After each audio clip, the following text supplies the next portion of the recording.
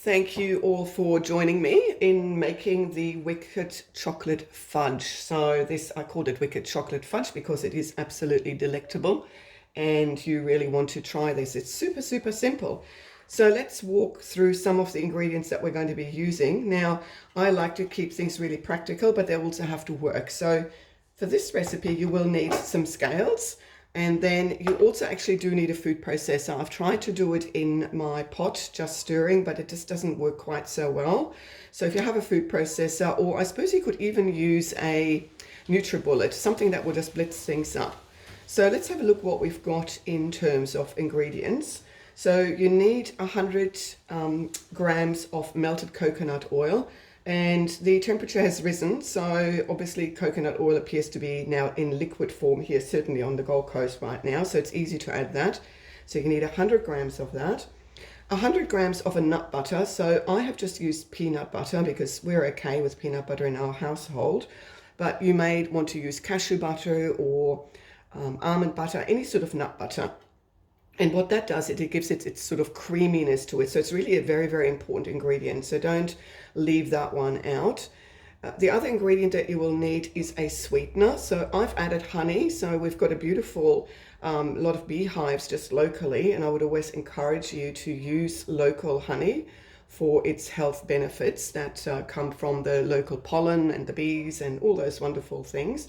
But for vegans, I would recommend use maple syrup or rice bran syrup or even agave syrup if that's your thing. So I've got honey in here. Then we need about 75 to 100 grams of that sweetener. And, you know, again, it comes down to the family. I quite like it kind of bitter, so I tend to stay around the 75, 80 grams of sweetener. But if your family likes it a little bit more sweet, then obviously go to 100 grams. You can even up that a little bit more. Then I've added 50 grams of cacao powder, so that's easily available these days. Aldi often has it, and that's always at a great price, obviously organic. And so I've added all of those things in here, including just a pinch of some sea salt. You can also add some vanilla extract, but I'm out of it right now, so we have to do without it. And then all you're going to do is, I'm just going to pop this onto my food processor. So excuse the noise. We're just going to blitz it.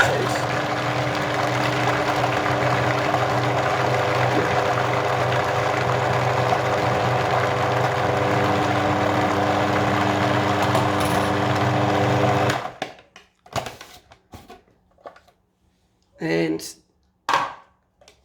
I'm going to just bring my food processor over. I'm trying to work upside down with this, so now I know what food people go through with all of their productions. You can see it's quite a thick, kind of creamy consistency. And what I'm going to do now is I'm just going to add the oils, and I just want to talk about the oils that we've actually got available. For Christmas, I love anything to do with ginger and with wild orange and with cinnamon. They're just really very evocative of Christmas and, you know, really sort of beautiful Christmas aromas. So they're the ones that I'm going to add. So I'm going to add 2 drops of ginger oil. Oops, nearly got 3, but it doesn't matter. You know, that it's not an exact science.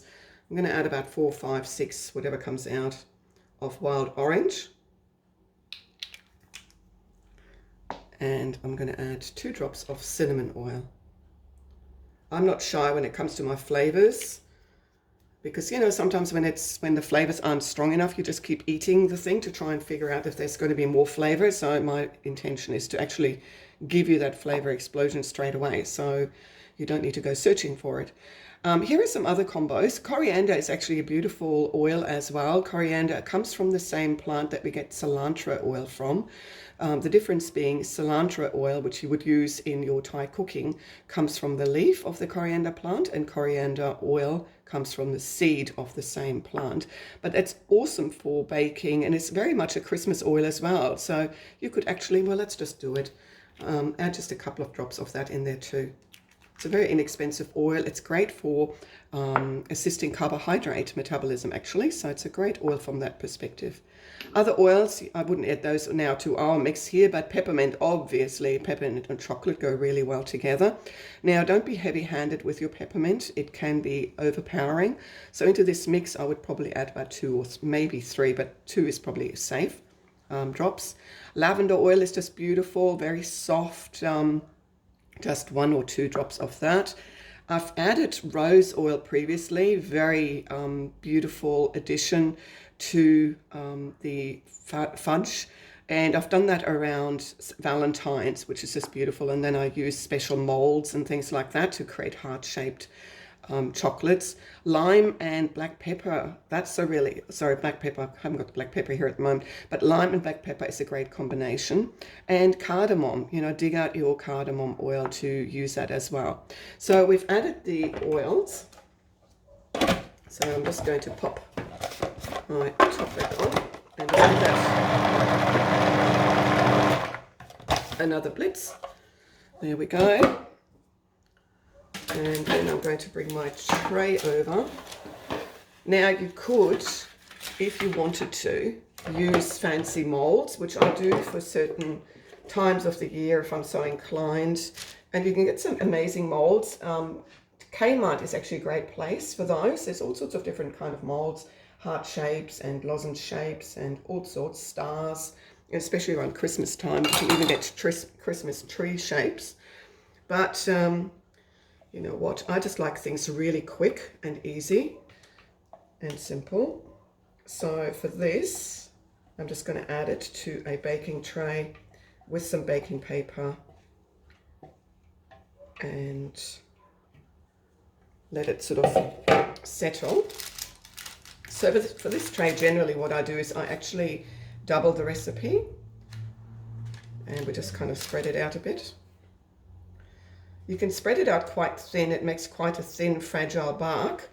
But I also find that because you've really got to store this in the fridge, if you wanted to take this as a gift to someone, you're actually better off to have that slightly thicker so it doesn't melt quite so quickly. Because this doesn't have cacao butter in it, rather cacao butter, it doesn't set it quite so hard, and cacao butter rather makes it really set hard but also keep its shape, so you don't need to keep it in the fridge. Now this you will have to keep in the fridge, especially in the warmer climates. Now you could just have it like that. You can put it into your freezer, give it 10-15 minutes to just harden, and then you can just break it up. But you know what, I think life's too short not to add some other goodies to it. So especially around Christmas, I just love to add some blanched slivered almonds, so we can get some of the goodness from almonds as well. And then we can add some cranberries, what I've got left of our cranberries here. Gives it a really nice sort of red color, and of course Christmas is, you know, red and gold and all those gorgeous colors, so that would be fun to add those. You could add raisins, you could add seeds to it, so that makes it even healthier. I've got some cacao nibs here that gives it a little bit of crunch, which is a bit of fun. And that's it. So that's our wicked chocolate fudge. So the basic recipe was 100 grams of melted coconut oil, 100 grams of nut butter, 75 to 100 grams of a sweetener of your choice, 50 grams of cacao, a teaspoon of vanilla extract, and a good pinch of sea salt. So that's the basic recipe. Blitz it all up in your food processor, add oils of your choice, and then just pop it to a tray or into some molds, again of your choice, and just play around with it.